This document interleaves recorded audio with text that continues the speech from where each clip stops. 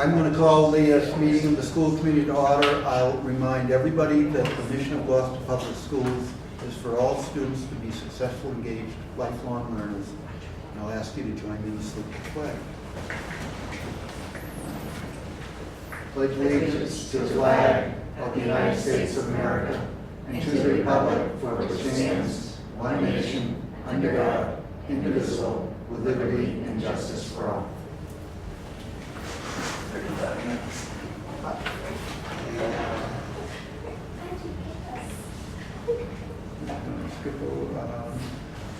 Oral communications, there being nobody here, I'm assuming there are no oral communications. I would like to just welcome you all back, and I know you sort of the transition from beach to school conference room is difficult, but I know you're all up to it, and we've got a lot of work to do this year, but not tonight, is what it's about it. Recognitions, does anybody have any recognitions? Nothing's going to happen. We would like to the TV audience out there, we'd like to recognize that we have a new CFO, Gary Frisch, here. We have just completed our first DNF with him, and so we're welcome to Gloucester. Thank you. There are no student advisory council yet. So we'll move right to the consent agenda. Are there any items on the consent agenda that anybody would like to remove? I move that we approve the consent agenda. Second. All in favor, say aye. Aye. Opposed? It's unanimous. We'll move right on to deliberations on educational issues. And the first issue up is the West Parish dismissal transportation issue update. At the end of last year, we were trying to resolve the traffic and safety issues based around the dismissal time at West Parish School. We explored a number of different possibilities at the time, but in our meeting with the City Council, they urged us to explore a permanent solution. So I contacted Brad Dorr of Dorr and Whittier, who was the designers of the school, and asked if he would come and look at the issues. And he did. I met with him. Dr. Sapphire was there, as well as Ward 5 Councilor Sean Nolan. And we explained to him the issues. He said he would do some, quick drafts and cost out some options, which he did, and he sent an email to us, which I conveyed to the City Council a while ago. His suggestions about how to make a permanent solution was to move the backstop at the ball field, put a road out and a circle around, which would give enough additional capacity to the queue so that they wouldn't be running back out onto the street, and also probably relieve some of the exiting issues, because there wouldn't be people parked, in the queue coming up. But he also costed that out and explained that it would be in excess of $1 million. When I passed that information on to the City Council, they immediately went to ask us what Plan B was, because they had no real interest in Plan A. And the other part of that would be to remove part of the sidewalk down at the very end of where it meets Concord Street, so that there would be 3 lanes exiting. So you'd have a left only and a right only, and exiting in a single lane in, just for the left, probably about like 10 cars back up to that little, I think it's electrical.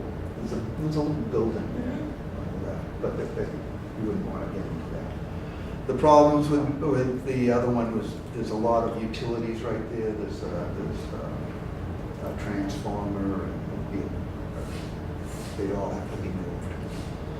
So the city council has asked us to explore what we think would alleviate the issue without spending that kind of money.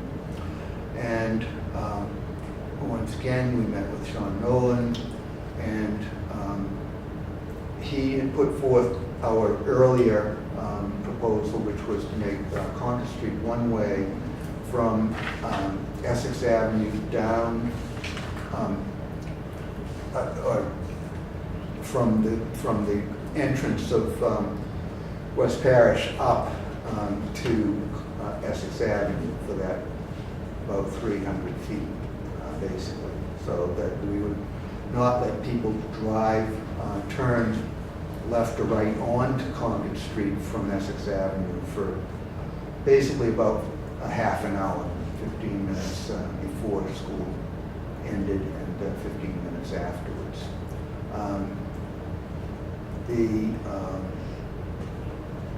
In the course of that second discussion, we came up with another alternative, which would be to just allow traffic to come onto Congress Street from Essex Avenue, but not allow a left turn into the school, which essentially creates the same situation. So, because one of the traffic issues is that people coming down from on Concord Street from Essex Avenue stop and want to turn left, but there's traffic leaving and traffic coming in, and they just stop. That compounded with the illegal parking. The bottom line, and everybody agrees on this, is that the real issue is enforcement of the no parking on Concord Street and on Essex Avenue. And Landing Way, where there is no parking. It's not legal to park there, but people park there.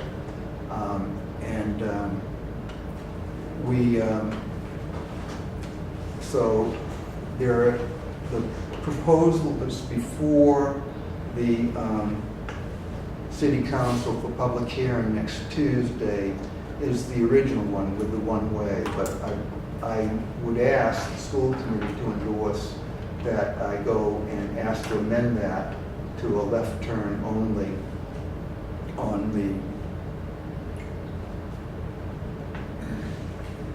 No left turn north, into yeah, West Parish. yeah. From I want to make Essex a Avenue. right turn. So it's So what do you want to amend it to? So it's, I'm just trying to figure out, what I was trying to figure out is which way you're going. I guess you're going northerly on Concord Street at that point, if you're coming from Essex Avenue? No. Yes. Yes, Yes. ma'am. So if you're, we would prohibit a left turn into the access road to West Parish School for traffic. From the southwest. From the North Highway.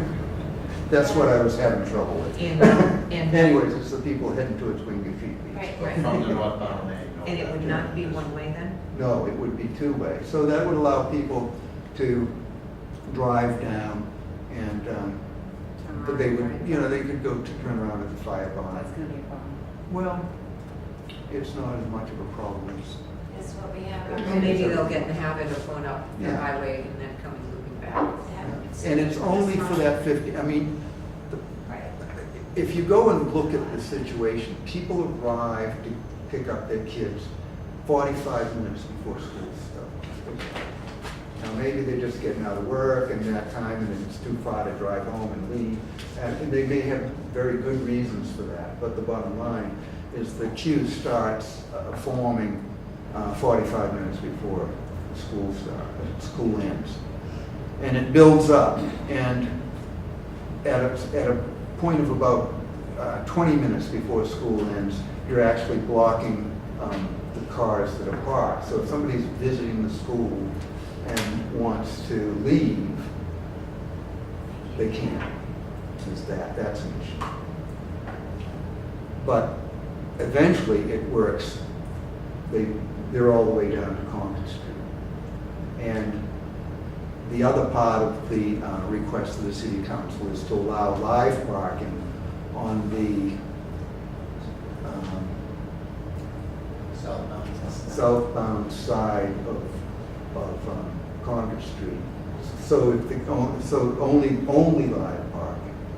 So if the queue runs out onto the street, that it forms there, Back toward the fire. back towards the fire station. On So, West Paris. so what happens is people park there and then you couldn't get in the queue because there's a car with nobody in it. So, now there's another piece to it that's been presented by the principals, and what she asked for, and I don't really sure this is a great idea, but to allow only a right turn out of the access road. It was parents that were somewhat emphatic about it. Talina was there to facilitate, but the parents themselves were strongly suggesting that a right turn out would also facilitate the dismissal process. When I mentioned that to Councilor Nolan, he said, well, the problem with that will be is that people will drive up onto Essex Avenue and then try to do a U-turn around that little island and come back down. Particularly if they live out on Concord Street, you know. They're not gonna- So that may be presented. There's going to be a public hearing next Tuesday night on this issue before the city council. But I'm prepared to go and say it really doesn't matter what you do unless the no parking gets enforced. So, thoughts? I attended the O&A meeting, I think Yes. it was, a Yeah. couple weeks ago when they were discussing this. It was Sean Nolan, Jamie O'Hara, and Steve LeBlanc, who were very encouraging in trying to find a resolution. However, the situation is obviously complicated because even if you think you come up with a plan, there are issues. The fire department was brought up. I can see light parking causing the street to be more congested, which if the fire department has to make an emergency because they are the only fire department on that side of the bridge and have to get out during that time, that could be problems. So I don't know that this is going to be as simple of a solution as we think by hearing the feedback that they were talking about. But with that being said, it's encouraging to hear that they were willing to enforce the no parking because that's something we haven't heard until now, no matter how many times we had requested it. So it's my understanding a letter is supposed to be drafted by the superintendent, which I believe I saw something. I was sent you working on two it. samples. Yeah. Are they in the packet or were they No, sent? they're not back, I sent them out last week. Yeah. And that they're to be reviewed by Chip Payson, the city solicitor, Yeah, and the yeah. fire department, the police department, just so that everybody gets on They board all to know. know what plan's actually gonna be, but we're not even gonna know what the plan's gonna be until public That's why there's hearing, two and The then we letters decide. the letters are waiting. That's why Chip they're- has reviewed them, he and I have spoken. And- Others. And if the right turn only thing comes up, then that would have to be added Yeah, and into just wait to see one what of the the resolution is, and then we'll, with the finishing touches on those, I'll check with Chip one more time to make sure. And then they're gonna have to have a special meeting, I guess, to get this enforced, if there has to be any change to an ordinance, again, just to make sure that we can do it in time for school to start. So that it's a pretty aggressive timeline, and each phase of it's important, so. Well, they're gonna vote it that night, next Tuesday. The Okay. problem, and then the problem is that their regular system is that nothing goes into effect for 30 For days. 30 days, yeah. Now, they can also Waive that. vote to waive Yeah. that. So, Well, they voted as an emergency. and then they It's have an to emergency re-vote order, it. yeah, and we voted, They have to exactly. re-vote it again because after the 30 days, because it only has a 30-day license. And that's what they were talking about too, that was part of the process. So am I hearing that you're gonna go give testimony at the public well, hearing? I'm gonna go give testimony. The question is whether I'm giving testimony as an individual or representing the school. Which is what I was gonna be our next question. What And do if- you see as a preference? Is it the one way or the I think no the right, turning? I think the no left turn is going to be a more enforceable and less disruptive solution. But I think and I'll say it again, the bottom line is enforcement of no parking. And are we gonna have to hire a new supervisor or just put, Crossing guard. Crossing guard. I mean, a crossing guard, or can we just put the horses out in the road to stop them? No, it should be posted, there should be a sign, and there's a lamppost right in the right spot too, that just says no left turn during these hours, Okay. you know. There's one other piece that, to the puzzle. We had, when I met with those parents and the like, we're looking at offering school choice parents and any other parents who are interested to pick up their children at dismissal at other bus stops. And I haven't heard back yet, but we're speaking with Wellspring, using Stage 4 Park, Nichols Candy, which I've heard has been used in the past, and I think right off the exit from Concord Street and 128 are 4 potential locations that parents can pick up their children at those Why spots. can't we just use a regular bus stop? These seem, because, well, according to, transportation, that they need to make their runs in order to do them in a timely fashion. And they're school choice parents. And, school committee policy is that school choice parents have to be responsible for transportation of kids to school. So what I we're saying is, understand it, but what I'm saying is, why can't they just have the kid be dropped off at, the bus stop? The bus stop. At a regular bus stop? Yeah, At a regular bus already stop. exists. Why do we have to create new ones? Is there enough parking at that bus stop to handle more kids getting dropped off? It depends on You may have, you've got 40 to 48 or so school choice parents. You don't want them going to any one of these. You don't want all 48, but there may be as many as 10, 12, 15 cars. These particular areas provide ample parking. I mean, bus stops could just be like right along Essex Avenue somewhere. I mean, where there is no parking, but just, a street may come in from the other side. So going someplace where there's parking. That's the game plan. But that's nothing to do with the city council. No, as another tactic to alleviate some of the congestion. So the kids would get onto a regular bus that's going in that general direction. Correct. And they would just get off at a point, there'd be a bus stop. With the parent waiting. Can you explain the live parking piece again so that I can try to get a visual? Because it seems like it would be very crowded in the road. Well, If that was the direction. queue currently, okay, so it's all live parking, the queue is live parking. Okay. In other words, the system for picking up kids in a car is that it's very well organized. They have teachers out there, they know who the kids are, they know who the parents are. If Joey's going home with Jimmy's parents, they know that, they get letters, they get phone calls. The cars live park all the way around, and at dismissal time, they start rolling down, and they put about 3 or 4 at a time in front of the building. They load them up and they drive off. It works very, very well. It's by 5 or 8 past 3, it's done. It's over. So while you have the live parking, is a car able to go down the road beside the live parking? The If side, they are, not in. They can't. They get can't go in, but they can can't- still go down? Oh, yeah, the road's wide enough. and then you still have the other lane going the opposite way, so you technically could have 3 cars across the street? That's how I'm visualizing it, so I don't No, understand it. you only have the queue. You have the queue, but then do you have cars that are able to come down so that they can go up to Essex Ave and then go this way too? Yes. So there's 3. So No. technically, there could be 3 cars. Yes. Two moving, one. 2 moving, 1, yeah. No. No, you're saying no, Yes. they're saying yeah. No, Yes. Yeah, I think so too. You have- Yes, the two-way traffic can still go with the cars parked along So the it's side. 2-way traffic plus lanes. the queue? no. No. Not going to the I've seen it. school. Oh, on Not Concord going Street? to. Yeah, this yes. is Oh, yeah, no, on Yeah, Concord, I yeah. thought you were talking about the access road. No, no, this is on Concord Street. Okay, so the problem is, the issue is that there are, generally speaking, capacity for 50 to 56 cars in the queue, depending on how Okay. tight people pull in, Yep. without getting to Concord Street. And how many kids get picked up? There's 5 buses. No, I mean, how many parents are coming? I It mean, varies. so you're saying Varies there's on the, 50 on the there's weather, over on rainy 56? days there's more, in the spring there's more, when kids are playing sports, it varies. There's kindergarten parents, You know, little babies. There's,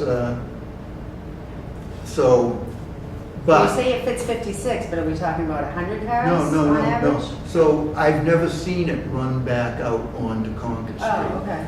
But there's generally, on any given day, there's somewhere between 22 or 3 to 30 cars parked illegally on Concord Street, on Landing Way, and even up on the opposite side of Essex Avenue. That will now have to get in the So, queue. which they're up, so if we need to absorb 30 more cars Okay. into the queue, then the way it would happen is it would run out onto Concord Street.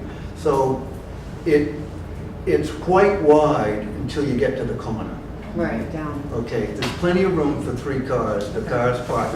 Right now, you've got cars parked on both sides Oh, okay. and two-way traffic. So it's gonna be better, basically. So with that being said, then I would support it not becoming a one-way. That makes sense. Well, that much. Joel? So under this scheme, if I'm a parent coming to pick up my child and I'm on 133 West, I get to the top of Concord Street. Is there a right-hand turn available for me? Yes, but I you can- can't turn left. How do I get into the queue that's 180 degrees You different go up than the that? highway You- and you loop around. You go either, you go up the highway or Or- the potential is that you go to the fire station and turn around. But you don't want to say that. We don't want to say that. I'm just wondering, like, is it gonna be a lot of three-point turns right around the corner? Yeah. I'm gonna take my right down to Concord. I'm gonna see there's 5 cars out into Concord. Oh, I gotta get behind that 5th car. Oh, I'll do a U-E. Oh, I can't make it. Oh, I'm back and forth, back Well, and forth. And that was one of the concerns discussed at ONA. That was their, they said they were going to try to resolve that at the public hearing. But the alternative is that you can't drive down there at all. right. So, which is better? The one you can drive down. That's what I'm. Where everyone's coming off the highway, getting in the queue, they're all in controlled flow of traffic before the queue starts. And and we're offering free busing to encourage more kids to get on the bus. We've done that, we'll continue to do that. The response was virtually nil. People who even can take the buses for free tend to take their children to school, have to pick them up. They may have the extracurriculars. This is when I get a chance to be with my kid. We surveyed, we called, we did a lot of work on it. Well, but we also had about 50 people that were paying, correct? Before we offered it for free, that were in that less than mile and a half distance, that had already paid to have their children take the bus. And then we offered it free, but we didn't offer to reimburse the people that had already paid. So that is a real question about what we're going to offer. Because if we offer free right from the beginning, that's a loss of, what, $5,000 a piece. It's better than reimbursing. Better than $1 million traffic circle in the back of the school. Yeah. But it didn't change anything. Well, no, but that's Right. all I'm saying It didn't change it. is so that's a question, that's another question, but that has nothing to do with the presentation or next, But if we have a commitment of it being enforced of no parking on Essex Ave, you might find that people will see the bus as a better alternative than trying to get into the queue every day too. That's just going to be a learned behavior based on whatever they decide to do. Because like you said, there's 30 cars sitting up there yeah. that That's the are issue. no longer going to be able to be there. So are they going to want to do this process? Or are they going to say, wait a minute, might as well just take the bus? And that's going to be a learned. And the other thing you gotta understand too is that we've got a lot of school choice kids at West Parish. What'd you say? 48. 48. 40 and 48 somewhere. Yeah, and those kids are, with the exceptions of, I'm trying to remember what Kathy said. She says if there's capacity on the buses, because the West Parish catchment area actually runs down to Centennial Avenue over the bridge, and she'll pick up kids because there are kids that just live just beyond the catchment area that Choice Inn. She'll, But that doesn't shake down for a couple, 3 weeks Yeah. when school starts. And there are also, if the choice parents pick up their children at those other designated areas, we would also invite parents who normally aren't choice, if they would prefer to pick up their children there, we might invite them to do that as well. So that could eliminate 20 cars. Joel? Is there any, I suppose the issue is whether there's capacity in the bus, but right now it sounds like when I walked in, when you were discussing the idea that you offer the choice students the opportunity to go to, you know, a predetermined spot, which suggests to me that we've looked into it, and there is capacity on a bus or on a collection of buses for, let's say every choice student said, yeah, I want to do this, we'd be able to fit them without. We'd be using a couple of 3 buses, according to the Director of Transportation, so So- we should be able to make that happen. So why not mandate it? Say, school choice policy, if you want a school choice, then you must take the I was bus. thinking the same School thing. choice students will It's not be able only to that take school. Fine. So what? You know, school choice, It's you a go safety to issue. a brand new, beautiful elementary school, get on the bus. It picks you up at Nichols or picks you up at Stage 4 or whatever it is. People want to go to the playground afterward, go to Stage 4 afterward. But can you legally mandate someone to take a bus? How do you enforce it? I'm not saying I know that. I'm just Yeah, I asking would the bet that question. you can. I mean, you can do a policy, but it's What happens if the somebody doesn't consequence. do that? Yeah. So the way that people who are parking, they're designating the children as walkers. They are. That's how they get them they're- dismissed. They're not a bus. That's right, because the They're kids, designated nobody, as walkers, not as pickup. yeah, There are 15 true actual walkers to West Parish School, based on last year's, about 15. But all these other people who are parking and going up to the school to get the kids are being considered as walkers. The elementary school, West Parish does not designate them as walkers going into the school. The only ones are the ones who live up Newway Lane, Stanwood, those kinds of places. Everybody else is part of the big. so the other piece of that, and what Tony's getting at, is if you're not a walker, then you've got to get on the bus or be picked up by a car. Yeah. That's Yeah. and and that's just, the administration at the school allowing parents to walk in and say, oh, I'm gonna take my child. The cars that parked have to be enforced, as you already said through today. We can say. The school personnel, they're not police. No, I understand that. I know you do. Rhetorical. But anyways, the issues before the city council are none of those about how we're gonna deal with that. It's about, and we need to deal with it. I mean, we need to, but once we know what the city approves, then we can make our adjustments. So the question before this committee is, if I go and say this is what the school committee wants, which is the left turn only for the northbound side of, no left turn, no left. No left turn. You have to write it down. No left turn on Essex, No coming from left turn Essex Avenue on coming from Fine Essex Street. into the thing. That's what we're No gonna left ask turn. for. No, No. not from Essex to the street, but from the. From Concord Street, on Concord Street, there'll be no left turn into, Oh, into the school. into the school. And only right turn leaving. Well, That's the other consideration. that's the other consideration. Let's start with one. Is there any issues with, I agree with no left turn from Concord. so the right turn only going out? I don't agree with that. And this was recommendation for parents. This doesn't mean. Most of the action, I'm only going based on the fact that they're close. What parents, though? Maybe we should try one thing and then see if that works, and then try if we have to do the right turn. I mean, we don't have to decide the whole I entire have a, schematic. what is, I guess, what's the objection to the right turn only? I want to I know would what decide parents, that. what parents made this decision? It wasn't a decision, it was a recommendation. Well, recommendation, what parents? They were mostly PTO parents. So it didn't go out to all the No, parents? no, and there then- was just Exactly. about 4 or 5 parents. We live on Essex Dr. Avenue. Emmel came Right. to visit, I live on Concord to Street. talk about it, Don't and they made that So I would suggestion. I would want to hear more feedback from more parents than just 4 or 5 to make that recommendation. Joel? I mean, if I'm coming out of West Parish and I can't go left, what does that really do to me? What does that add to my commute? 60 seconds. I gotta go buzz down to 14 and come back, so 120 seconds. Is that what we're adding by preventing the? If I lived by the fire station, it'd be the most inconvenienced of any possible. Because you're doing a loop. Right. Right. In that loop, it's like what, a 2-minute loop Yeah. to live next to the fire station and not Not take. everybody drives a Porsche. I don't think that's, I don't think that's bad. I don't think that's bad. So it's not- I don't think that's I bad. lived through the East Gloucester traffic change, and let me tell you, End of the world. after it happened, it became, people were used to it. You figured it out, you did what you were supposed to do, and it just made such a huge difference. I just think changing behavior. Change behaviors.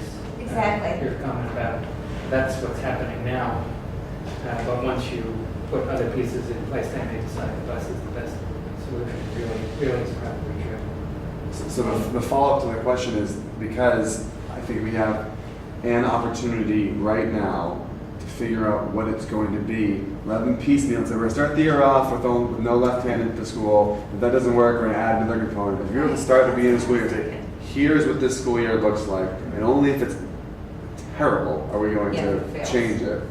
Otherwise, here's the program. Don't expect new things coming in. Don't expect things phasing out. This is what this year is going to look like, and only if it's a dire situation do we step back in and alter it mid-course. At least gives people the understanding of what you need to be told once and not have to wait for further instruction. Like, okay, this is what this looks like. So if they can't do if they do the right turn coming out, they can just go up on Essex Ave and go back down if they want to, Go left right? or right. Okay. So it's just a matter of just that little corner Yeah, then? and also All right. bend I'm the thinking, Ely around that I'm thinking they have to go all the way around. Yeah, you can't What? bend Huey around No. that. Well, yeah, I mean, without any Well- real major traffic issues. The people are gonna do whatever they're gonna do. Not recommended, I They're gonna agree. figure out what works. I mean, I'm looking what Joel just said. I think maybe it would be easier to start with all of the issues and Yeah. take something away if it's causing additional issues that we don't see right now, than it is to try to add something. I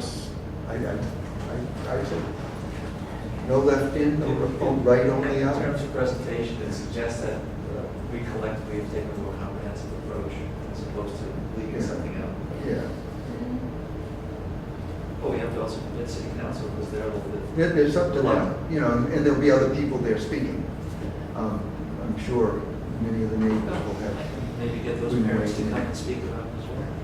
Fire department's gonna be a huge problem. What? No, It's- Their input's why? required. What is it? People turning around in there, if they have to go down here, oh no, yeah, if they can't turn here, Yeah. they have to go down, fire department's down here, they're gonna have to, that's an area. Yeah, or they have to get out on 128 and loop back down. Right. So block So off. can firemen just stand outside and say, keep Oh, going? yeah. You're just gonna get two firemen are the only ones there, you're not gonna get them to stand outside. Well, I'm just saying, No, but, but, I really don't They think could it's decide going to to be get that but much just, traffic. yeah, okay, just, all right. That's not really just gonna work out. But what we're doing here is, this would work. If people did this, it would work, and it would be safe. What you're doing is creating, you're inventing what the problem is that people, based on people's bad behavior, Right. which we don't know what that's gonna be. There's probably gonna be somebody's, we don't know what. Why should we try to incorporate, when we've got a good solution to fix what our problem is? Why should we be accommodating, making accommodations for the people that are gonna do dumb stuff? It's enforcement, we just need the bodies there to get the behavior, like Kathy said, East Gloucester works great now. Yeah. It's just a matter of getting it. behavior. Okay, get your marching Well, orders. if there's consensus. Do you want to vote? Yeah, it's just not. Not, Just, is anybody here objection if I make the play? No right and no left. No? Right. Because you want to be able to have. No, right only out, no left. Yeah, Yeah, Right. and after that, we. right out, And enforcement. And enforcement. No left. Enforcement's huge. Enforcement is And huge. that's it. right out, right in. Right. Yeah. No left in, no left out. Okay. The only no. All right, Okay. let's move on so we can have more school committee goals, I put this on because at the end of, at our last meeting, at the end of the year, a lot of things said, well, we should be doing this, we should be doing that. And if you look at the minutes, which are right here, there were a number of them, and some of them I believe that we should. So the question is, as we move forward in the new school year, what are the priorities of the school committee of these issues to communicate to the administration so we can get reports back and schedule some issues. I'll start with the one that Joel brought up about the modulars, and because there's two problems that we could be facing in the future. One is the fact that the modulars will fall apart before we can replace them or replace them with a school. And two is that, as we know from the last budget process, there's a reasonable expectation that we are going to be not supported by the city to the extent to maintain all of our existing programs. I don't want to give up on that by any means, but I do think that the reality is what, and Joel suggested this, and I basically agree that we should be looking at this because it's not the kind of thing that you can do overnight, and if it becomes reality. So the point would be that we would have, right now Gloucester's a 12-class district for the elementary schools. We have 12 classes of every grade. If you look at the numbers of the enrollment, our largest class is the second grade, last year's second grade. And it has 239 students. 35 students. And if you divide that by 11, you come up with 21 and a half, which is not out of line. Now, we all know averages don't really work across the board. But the reality is that we have at East Gloucester and Vets, we have classes of 15 and 14 in some of the grades. So I think it would be wise if we ask the administration to look into what the school district would look like, the catchment areas would look like, should we have to collapse to 11-class district, which would, on the other hand, allow us to remove 6 of the modulars at Beaman. And I'm not saying we're gonna, I'm just saying it would be something that we would request them. And they're not gonna be able to do this overnight, so it's not, and they're not even gonna be able to do it till they get the real numbers in October, right? We've done it before then. But, Here or elsewhere. but I'm just saying it's, this is the kind of thing I think I just wanted to put out to the school committee as far as things that we should be. Obviously, we need to be talking about what are we going to do with the administration, the preschool. We've got a three-year lease, and there's that. So is it should we be looking at our buying this building, or should we be looking at moving the preschool to one of the big buildings? Should we be, should we be looking at adding it on to the potential new school? I mean, that's something. There's a lot of things. There's also the whole issue of talking to East Gloucester and Vets and starting to talk about consolidation, because that would be our task. Will they take the vote in November for the school The vote? to support, when's the financing vote? Oh, not for a long time. Next year. We won't, we'll have just hired, in October, we'll have just hired. We're talking about East Gloucester, we're probably looking November 2020 by the time the timeline runs its course. So,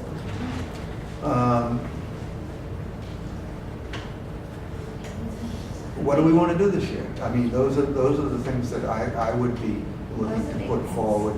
There are other things. Do we want to concentrate on vocational? Do we want to get information about, one of the requests was course offerings. Do we want to get a report from the high school about enrollment and course offerings? That's not.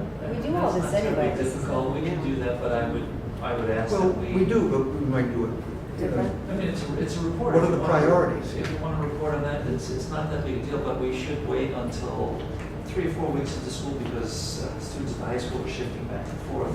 Right. And we're going to present you with accurate numbers. We can do so. We can talk about class size since we reduced, for example, the English department by 1. We can look at and identify the courses that were eliminated due to low enrollment last year and talk about which courses now are in existence and what their numbers are. It's not that big a deal to Can you review also the get, schedule.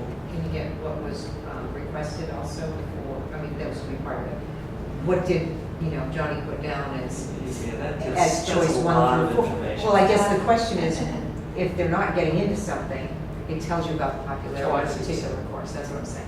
Yeah, so does, if Clayworks has booked 25 kids per 5 sections, that tells you something too. I would like to figure out also the Gloucester High School gym floor. We haven't had a usable gym floor in, approaching 10 years? Well, and our next item, That's- capital request to the city council, then. That would be- That would be All right. on the top of that list. Right, well, according to that ordinance that was dropped on us, I think we should just flood them with requests for, everything that we think of, because that's the route that they told us to take, and I think that we should ask for a feasibility study on the preschool administration. All right, well, let's, Yeah. let's get back to, our goals for this year. Are there any things that we want Well, to accomplish? I would like to look at, I don't want to use the word efficiency, but I know we've had very high substitute teacher costs, so how do we try to reduce some of these other costs that, are they, or at least analyze, are we at the same rate of use of substitutes as other districts? I would just like some benchmarking done to kind of see if we've got a cultural issue of attendance among teachers, or is this, are we an anomaly? Do we have people out because they're ill? Did a program look at this, or supposed to be looking at this? Michelle, wasn't this supposed to be on the agenda? Come to personnel, I thought. Personnel? Because it's just personnel I matters. thought the program was going to We do were going to try to something. look at the process of which bringing in substitutes, but not. What was the, I thought it was going to go to personnel. what was the one you said you wanted that made it to the agenda? Substitute teachers. Well, That we didn't get to for personnel was a substitute teacher report. I thought for some reason it was that book. I don't know if Joel? there's another one. Oh, yeah. So, of those that you just mentioned, to me, the preschool is a must. There's no way we can't tackle that this year. Right. We can't have a repeat of what happened. Like, we all know better now than to let what happened last year happen again. So But we it's need to gotta get it be done. Yeah. And then, again, the modular units, I think, is just us being, responsible stewards of the school and trying to figure out, make sure we're not throwing, good money after bad. Yeah, I'd like to refer both those to DNF, and we can have, the regular scheduled time next week at DNF, and have the letter, because we're supposed to inform the city council of these things. And that can be the initial stage of, we want to inform you that these things are coming, and they're going to require a commitment from the city to, we will work hard to, with Jonathan's suggestion of, do we reduce the district down to 11 classes? That may help us get rid of some of these, but we still have plenty more. so the capital request, you said something about a feasibility study, but I don't, I don't know that we need more feasibility studies. I think it's basically make a capital request saying that we're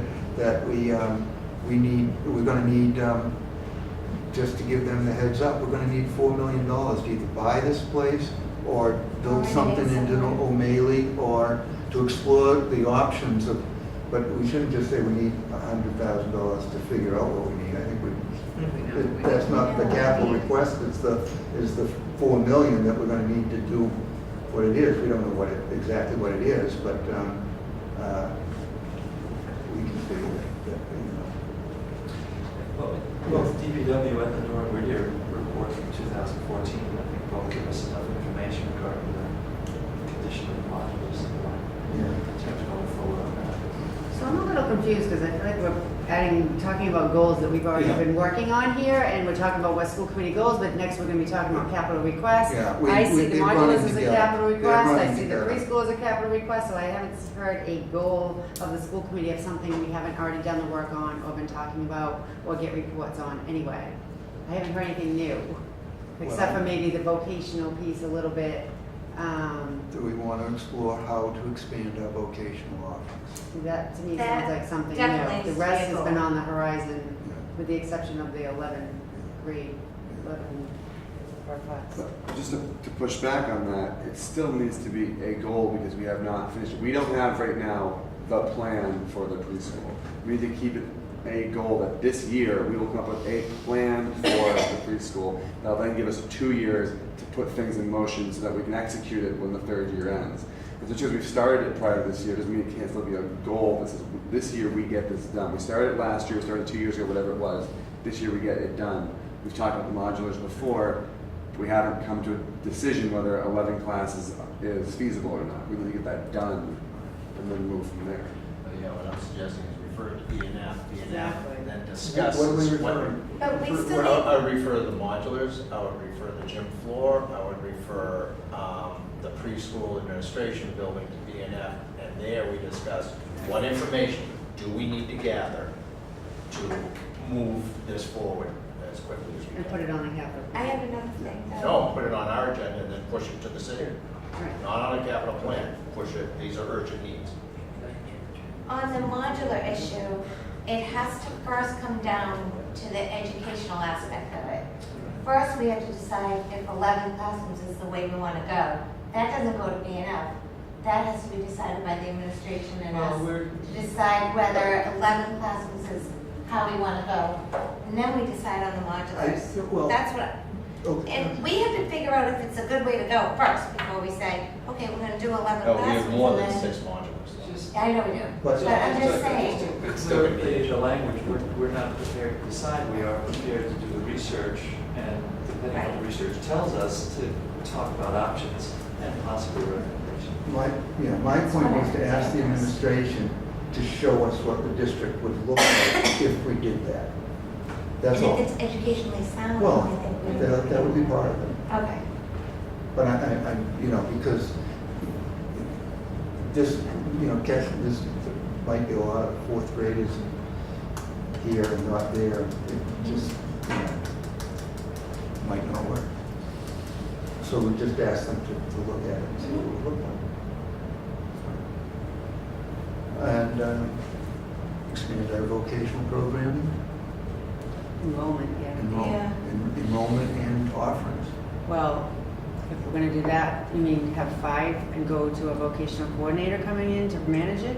Is that what you're Well, I saying? don't know, just explore it. see I what think, it's I think involved. the first step is exploring the demand, Yeah. Or the demand seems. as opposed to assuming there is unmet demand. We need to know what the demand is. I mean, I'd like to see if the classes we have are the right classes to have if we're gonna have 4. That's the kind of conversation I'd want to have. Okay, well, it's. Like, in other words, why don't we have Right, a so female-friendly nursing vocational has to program? have a goal. It's easy, cheap I to think- run. But that's all I'm saying. We're Yeah. not trying to figure these things out right now. We're just trying to figure out what What we're gonna, goals. what we're gonna look at and what we might try to achieve. And, so how we get to these goals is not necessarily something we're gonna decide tonight either. It's just what we wanna be looking at. Some of these things should get referred to subcommittees. Some of these things should get a report requested from the administration. Some of them may mean bringing in outside consultants, or somebody to come up with other information. So going back to what Tony said, we heard loud and clear that the city council wants us to Right. vote and put in And the that's going minutes to be for our things. next item, okay? But I'm hearing that he said it's not on the capital plan, and I'm confused about that because I would see that. No, it can be. Okay. It can be on the capital Okay. plan. I think we don't wait to the capital plan, we move it forward before that.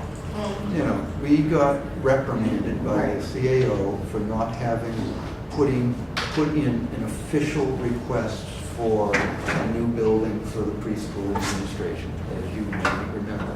And he cited a city ordinance which says that the school committee should forward all capital requests for anything they think they need, basically, to the city council.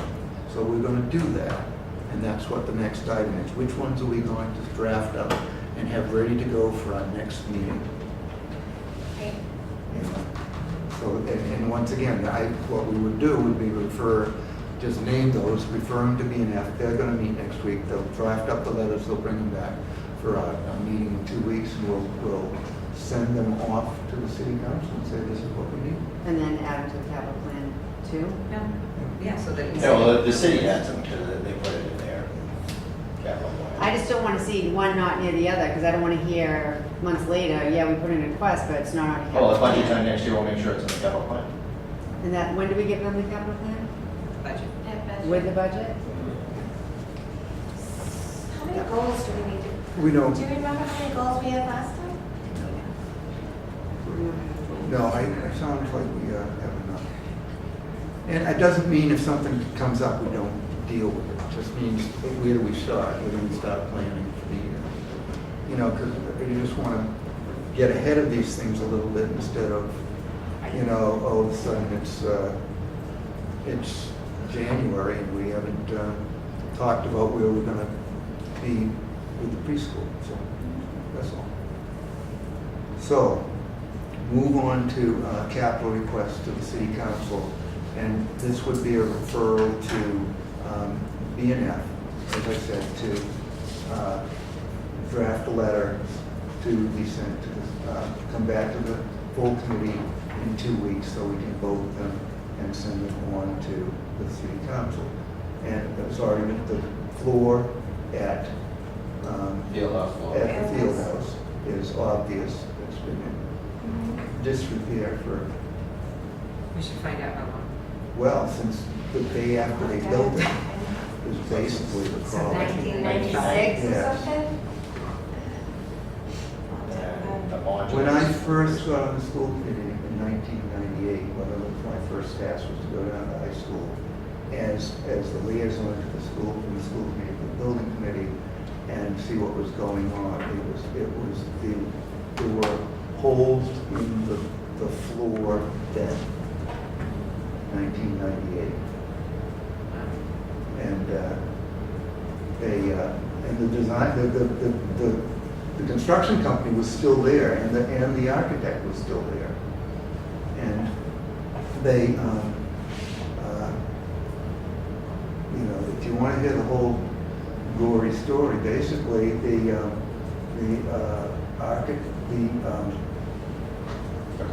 building committee had authorized the clerk of the works to okay change orders that didn't exceed an amount. I don't remember the amount, but it was I not. think it was like $1,000. It wasn't a lot.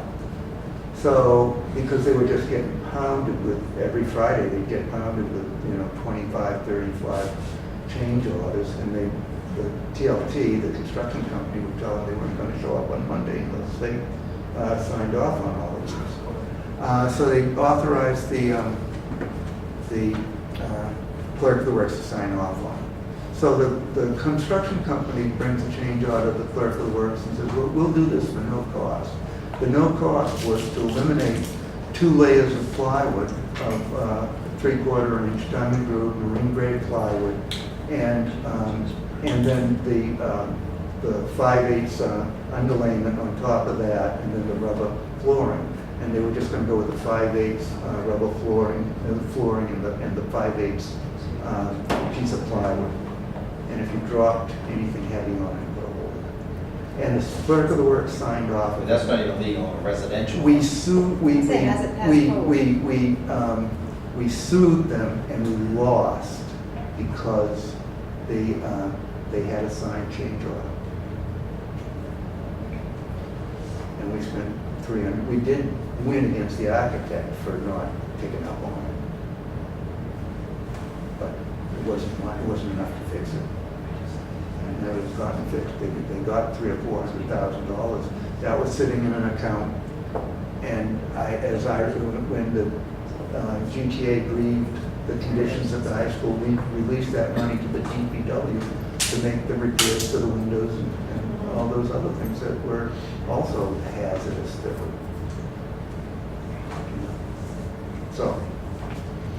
So it's been It's bad time. since it was built. I would just hope that we put some sort of priority forward too. Think about what the priority is, because if we send all these requests to the city, they can't say yes to everything. They're not gonna say yes to anything. The city council has no money, no capacity to appropriate money. But if they are gonna focus on something, because I believe that they are organized in their thoughts and they are visionary, especially the DPW has been awesome on that the past couple of years. In other words, if we do the floors, we get this modulars, what's our priority there between the two? Or is there not a priority and they're both in the red? I don't know, but I would hope that that's part of the conversation before we start sending out all these letters.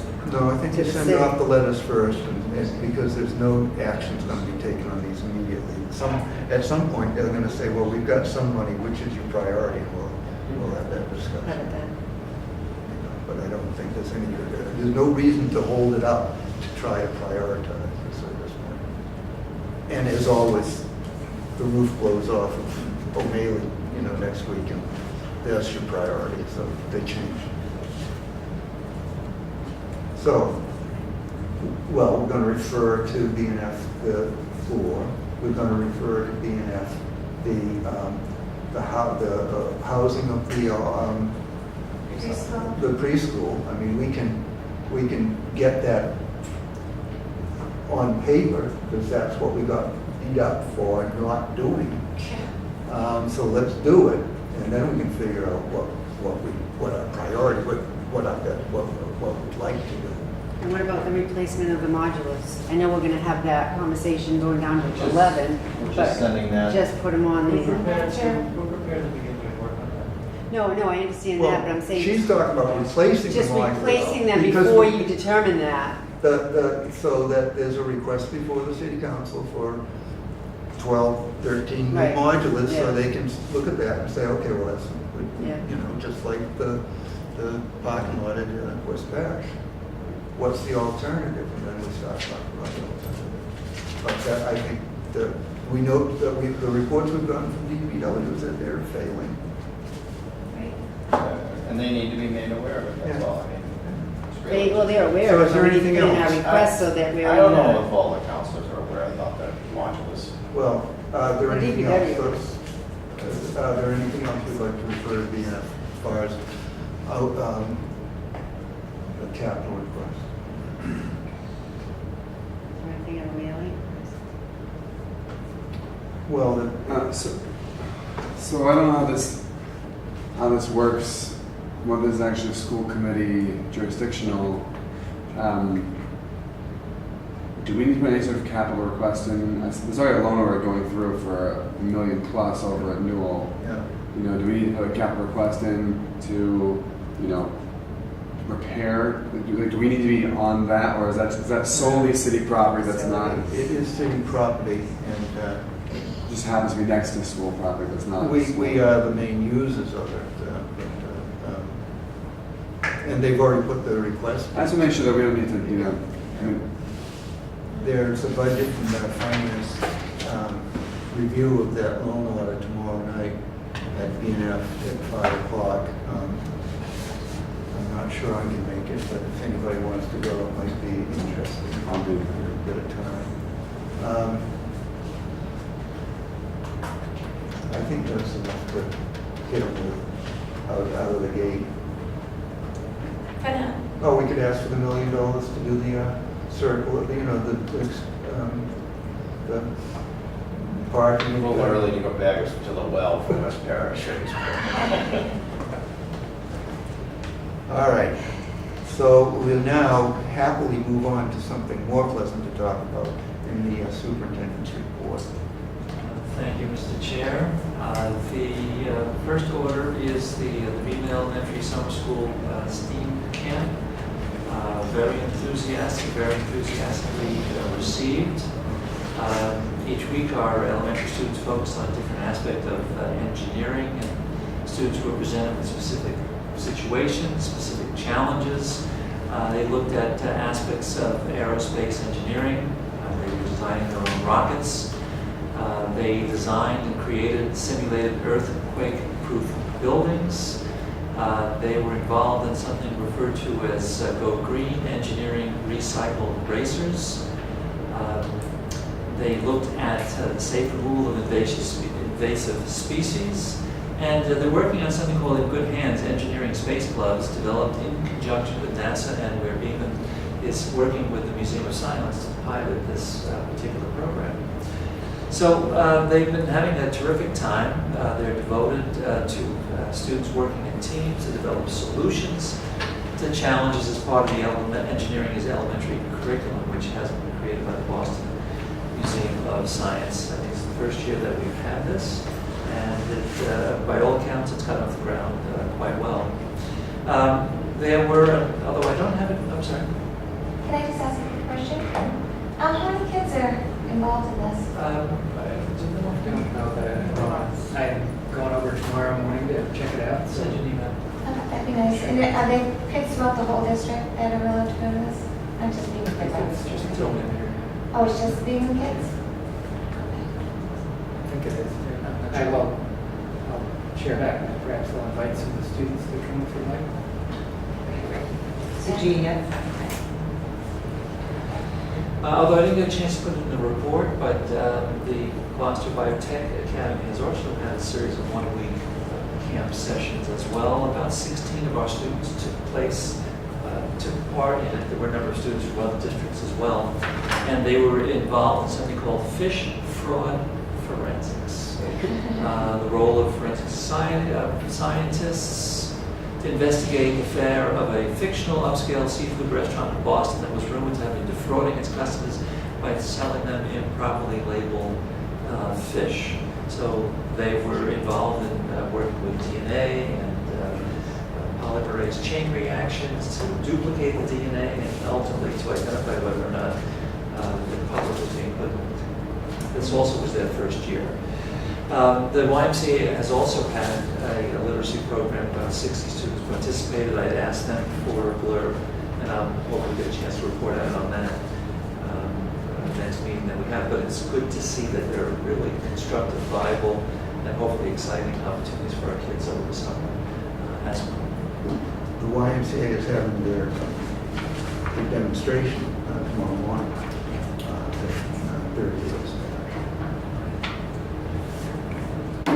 Okay. I'll be in Devens as a follow-up. I sent notice as part of the partnership with Essex North Shore Agricultural and Technical School and with the AFL-CIO. Greg Menton-Hopkins on Monday, and I'm going out to Devens tomorrow for the Mass Association of Vocational Administrators to see what it's all about. And we're Love working on a this. draft. So it's good. There's a lot of things that the Brotherhood can help us with. To be continued. Just a notification about notifications. Back to school notifications will be going out probably by Wednesday of next week. Dates for the opening of school, calendar dates, upcoming school-based meetings, distribution of Chromebooks, 8, 9, 10, 11, and 12th grades, bus pass applications, free and reduced lunch applications, and information what's happening around the district. I anticipate sometime in and around the 15th, I'll be sending out information to the West Parish School regarding dismissal as well, but we'll wait to see what happens with the City Council's public hearing. We also annually have to send out information about FERPA, Family Educational Rights and Privacy, and parents do not want their students' information disclosed, they have to actively send us a notice. If that's the case, we're also required to send out regulations with respect to the bullying policies as well, as per law. And of course, everything will be translated into the major languages here, Spanish, Portuguese, and Italian. In addition, when these are placed on the website, they'll also be translated to Arabic and Vietnamese. And for those who may be asking, school begins Tuesday, September 4th for staff, and Wednesday, 5th, the children come in.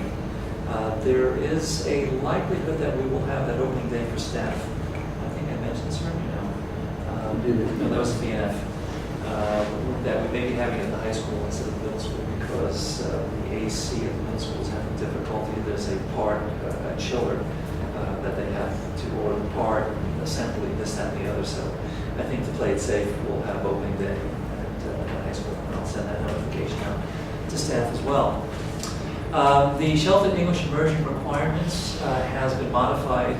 Initially, it was put into place for academic core courses, and now by July 1st, 2021, career vocational teachers are required to also take the SEI program. If any vocational teacher had an ELL student in 2017, 2018, they're part of a cohort which is obligated to take a course on SEI and complete it by July 1st, 2021. The Department of Ed is working on preparing and providing courses free of charge for the first year this fall and the spring of 2019. We have our administrative August retreat coming up Thursday and Friday, the 23rd and 24th. The evaluation and just updating our understanding of the evaluation process and reviewing some of the things that we put into place last year with respect to checklists and prioritize standard modifications, all that stuff that we're looking at. Greg has been involved in something called the Center for Collaborative Education, which is an inter-district attempt to identify common threads, common concerns across districts, and to build strategic plans in and around those. Anything else that you wish to add? Today was the second of a 2-day summer institute at Endicott, and got pictures all day long from the team we sent of the kind of things that they were doing. So it was really terrific with a district team of principals and teachers, and they joined with Beverly, Danvers, Swampscott, Haverhill, Rockport, and Gloucester, the 6 districts that are in the cohort. And so they're all working together in the same room today, and learning and identifying and refining the common issues. And then what we hope that will come out of it is shared professional development, teacher exchanges, resource sharing across the districts. It's something that I've also been working with independently in reading with, and beginning to work with Manchester, Essex, and hopefully Rockport as well. So there's definitely a move among districts to begin to collaborate and share resources, which I think is a long time coming. I'll report out more about that after we draft our implementation plans coming out of this 6-district initiative. We'll continue our look at the behavior code. You've heard the name Jessica Minahan.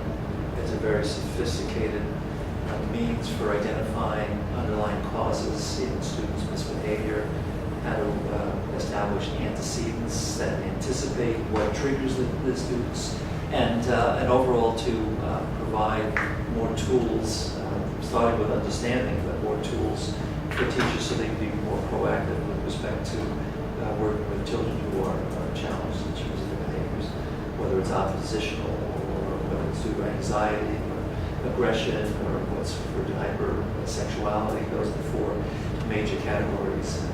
What's the underlying causes, what's leading to the behaviors, and how can we intervene. So we'll be looking at chapter 2 and what's called FAIR Plan, Behavior Management Plan. Speaking of plans, we'll also be going over our emergency management plans and the updates. I've invited Lieutenant Gossett to come in so that we can not only talk about particularly the training, the retraining for our elementary staff, but also to establish the dates for the simulations that will take place across the district, which we had begun last year, so we'll be working on that. And then there's always time, all the schools need time to just work on their own. The elementaries, what did you mention about the scheduling piece that they need to work on? Well, they always need to refine their schedules. Assessment calendar needs revision, but also looking at intervention structures at the different schools. So they want to be able to share what is working well at one school. We have a couple of new principals over the last 2 years, and they bring with them a wealth of information. I'd like to be able to share how they're using paraprofessionals and teachers as interventions and how they're scheduling things. Spend some time on that. Before you go on, I have a question about Lieutenant Gossen coming in or talking about scheduling simulations and things like that. I would just hope that we don't have a repeat of last year where the simulation didn't happen until later in the year. We do have freshmen coming into the high school that have never had the training, so I for one would like to see something happen within the first month or two of school starting as opposed to after the new year. Well, that's why we're talking August. They can do the That's training. why we're talking right? August at the retreat. But they haven't done simulations at the high school. Freshmen coming in don't know what it's like to do a simulation at the high school if something happens. No, they did do a simulation at the middle school, but now they're in a new building. Right, new building, exactly. Yes. I know there was some parent concerns on We'll, that. I'll rely a little bit on Lieutenant Gossen's judgment. And if you recall, there was some extensive preparation, so the parents didn't freak out. So we'll build all that into the schedule, and the take-home message is sooner as opposed to Sooner, great. Just not too extra. Yeah, no, it's a good thing. It's a good thing. Item number 5, advisory on the Janus decision. This is the Supreme Court decision that took place over the summer, whereby unions are no longer in a position to require staff members in the district to pay agency fees, that they can only do so with the permission of the particular employee. So just making you aware of that. In the recommendation from MASS is that the unions themselves should be responsible for a particular form that goes out to the rank and file or to anybody who is not a dues-paying member, and asking them whether or not they wish to volunteer to pay agency fees. The unions are, either way, they are required to provide whatever protections for any and all employees, because they, by virtue of the fact that they are the sole exclusive collective bargaining agent in a particular district. So we'll be working with the unions on that. Is there a date for that? In other No. Because, I mean, I think we usually effective- deduct it from payroll, so if I wake up tomorrow and I'm a teacher and I decide I don't want to be in the union and have my agency fee, how does that? I think we need to push for now. There's Yeah. nothing in what I've read on the decision that suggests that January 1st, 2019 or anything along those lines. I think it's effective now. So we need to get them to mobilize. And what's the plan to do that? Is to have our attorney speak with their representatives, to have me speak with the union presidents and to discuss what needs to be done. Okay. And ask them what to do. That's it. Do we have a motion to accept the superintendent's report? So moved. Second? All in favor, say aye. Aye. Opposed? That's unanimous. We haven't had any, we did have a, where we put out of the, that we just had? Right. Yeah, I can. There was, the most substantive thing was the preschool enrollment may become an issue with space and personnel. So we may wind up creating another classroom because we're becoming popular. There was only 21 kids with IEPs that graduated out into kindergarten out of the 84 that were here in June. So we didn't get a big movement out. Right now, we have 73 that are enrolled on IEPs, but we have 7 that are up for a review. And it's August, so as a kid turns 3, they show up on our door. And then last year at the start of school, we had 104 children total, and 51 had IEPs. And in June, we had 135 and 84 on IEPs. So just to let you know that we're starting out at 80, or which is our maximum that we can handle in 5 classrooms of regular integrated classrooms. Then we have 2 substantially separate classrooms. So we're probably, this is just a heads up, we're probably looking at adding another teacher and them accommodating this building, the classroom. We have 3 children that choice in at $21,500 apiece. And we have money in the revolving account, so we'll have a 0 impact on the budget per se. But nothing has a 0 impact. But it does not. We don't have to do any transfers into the sources of income that are here that will absorb the $100,000 that it will take for the 2 positions. That includes benefits. So that was really what it was some discussion about that we subsidize the food service program by doing it somewhere around $300,000. Because we don't pay benefits is on the general ledger, and as well as the food service director. So the food service director and the CFO have been discussing ways to increase revenues. So we'll have more on that.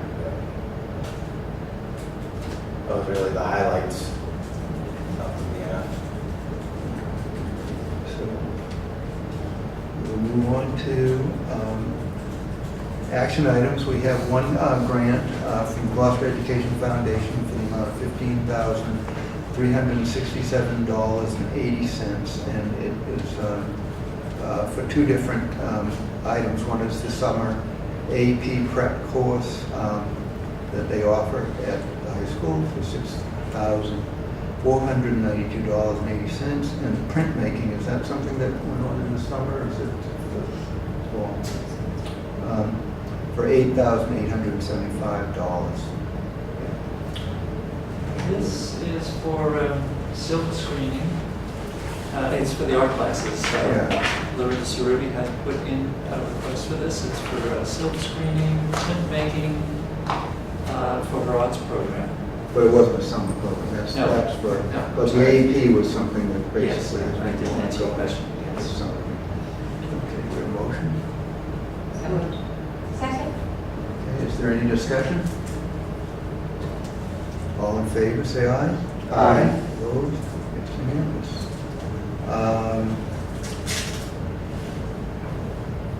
Is there any reason we need to reconsider this so that the, Need the money released immediately. I'm sorry, do you need this money released immediately? No. Okay. all right, MSBA update. Yesterday, we have hired an OPM firm. It's CBRE Carey. They have worked locally in Beverly as well as Newburyport, and we are scheduled to sit down with them tomorrow at a building committee meeting. I took 2 representatives from the firm to the different sites yesterday afternoon, and I think I have poison ivy now. But that went very well. They seemed very involved and had many questions. Some of which I answered. The roof at the high school is still in limbo because they're having problems with the coating on the RTUs, which is unresolved at this moment. And we are scheduled to actually go to the closeout meeting for West Parish in September. I think it's September. Any questions on The, I don't know if you said it's a request for services for the designer. It is in the final stages of construction. There's a couple of things that we need to get out, but it should be completed to the MSBA by October 16th. sooner than that? Not October. The RFS? Oh, it should, we should be hiring. Yes. Yeah, the RFS should be completed. It's 22nd or something like that. Yeah, sorry. Is there any other discussion items? that we would like to- We have a motion. Motion to adjourn. So I think we should just get a report on the consequences of what's happening in Newell on the athletic program for this year, because I'm guessing that we as members of the committee are being asked a lot of questions. Yes. Or we get a lot of earfuls when they realize, certain sports are not practicing at home this year. I think We what we have heard not this the whole morning year. is. We've heard for weeks. What I think we heard this morning, that DPW has been talking to the new athletic director. But, and I sent him an email, so I hope that I'll get some answers. We'll have If a- I do, I'll send that out by email as soon as possible. We'll put it on the agenda Yes, for the yes. next meeting. The interesting I have is that the track won't get started until the spring, until spring track sports have to go elsewhere. Well, that's what we should be primarily concerned about, is whether we're able to use the field. Right. Yeah. Okay, motion to adjourn? Motion to adjourn. Second. All in favor, say aye. Aye. Thank you very much. Yeah.